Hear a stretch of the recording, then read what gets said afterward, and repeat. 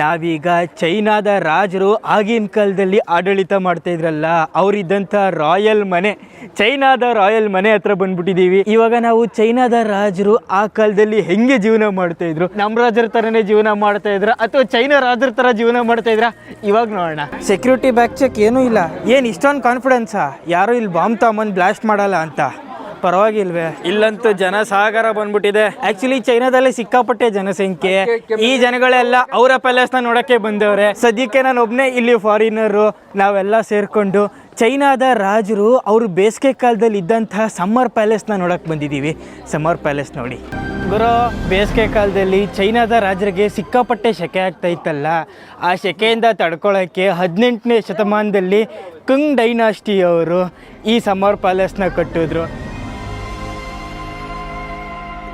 ಗುರು, ಬೇಜಿಂಗಲ್ಲಿ ಸಮ್ಮರಲ್ಲಂತೂ ಸಿಕ್ಕಾಪಟ್ಟೆ ಸೆಕೆ, ವಿಂಟರಲ್ಲಿ ಸಿಕ್ಕಾಪಟ್ಟೆ ಚಳಿ. ನೋಡಿ, ವಿಂಟರಲ್ಲಿ ಇನ್ನು ಬೆಳಿಗ್ಗೆ ಅಷ್ಟೇ ಆಲ್ರೆಡಿ ಸಂಜೆ ಥರ ಆಗ್ಬಿಟ್ಟಿದೆ. ಇನ್ನು ಅರ್ಧ ಗಂಟೆಗೆ ಬಿಸಿಲು ಬರುತ್ತೆ, ಇನ್ನು ಅರ್ಧ ಗಂಟೆಗೆ ಸಂಜೆ ಥರ ಆಗ್ಬಿಡ್ತದೆ. ಆ ಚೈನಾದ ಸಮ್ಮರ್ ಸೆಕೆಯಿಂದ ಪಾರಾಗೋಕ್ಕೆ ಚೈನಾ ರಾಜರ ದಾರಿ ನೋಡಿ.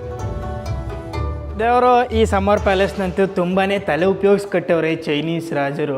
ಬೇಸಿಗೆ ಕಾಲದಲ್ಲಿ ಗಾಳಿ ಬೀಸಿದ್ರೆ ಕರೆಕ್ಟಾಗಿ ಅವ್ರ ಪ್ಯಾಲೇಸ್ ಒಳಗಡೆನೆ ಬೀಸಲಿ ಅಂತ ಬೆಟ್ಟದ ಮೇಲೆ ಅವ್ರ ಪ್ಯಾಲೇಸ್ ಕಟ್ಕೊಂಡ್ಬಿಟ್ಟವ್ರೆ. ಬೆಟ್ಟ ಆಲ್ರೆಡಿ ಹತ್ಕೊಂಡ್ಬಂದ್ಬಿಟ್ಟಿದ್ದೀವಿ.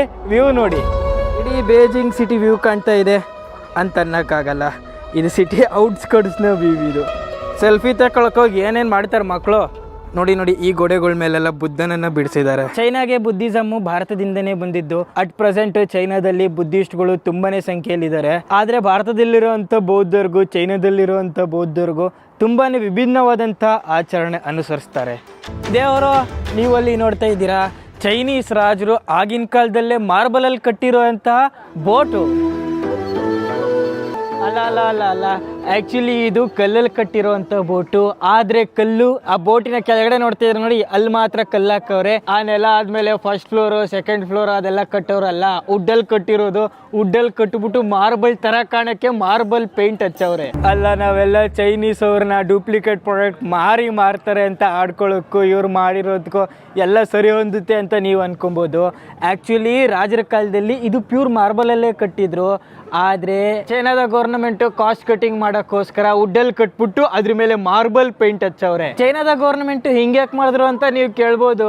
ಆ್ಯಕ್ಚುಲಿ ಚೈನಾ ಹಿಂಗ್ಯಾಕೆ ಮಾಡಿದ್ರು ಅಂತಂದರೆ ಅದಕ್ಕೆ ಮೇಯ್ನ್ ಕಾರಣ ಬ್ರಿಟಿಷರ್ಸು ನೋಡಿ, ಅವ್ರ ಸ್ಟ್ರಾಟಜಿ ಯಾವುದಾದ್ರು ದೇಶನ ಹಾಳು ಮಾಡಬೇಕು ಅಂತಂದರೆ ಅವರು ಮಾಡ್ತಾ ಇದ್ದಂಥ ಮೊದಲನೇ ಕೆಲಸ ಏನು ಅಂತಂದರೆ ಆ ದೇಶದ ಜನಗಳಿಗೆ ಮಾದಕ ವಸ್ತುಗಳ ಅಭ್ಯಾಸ ಮಾಡಿಸ್ಬಿಡೋದು. ಹಾಗೆ ಚೈನಾದ ಜನಗಳಿಗೂ ಅಷ್ಟೇ 1800 ಆಸ್ಪಾಸರಲ್ಲಿ ಬ್ರಿಟಿಷರು ನಮ್ಮ ದೇಶದಲ್ಲಿ ಹಾಳು ಮಾಡ್ತಾ ಇದ್ರಲ್ಲ, ಅವಾಗ ಭಾರತದ ರೈತರಿಂದ ಫೋರ್ಸ್ಫುಲ್ ಆಗಿ ಅಫೀಮ್ನ ಬೆಳೆಸ್ತಾ ಇದ್ರು.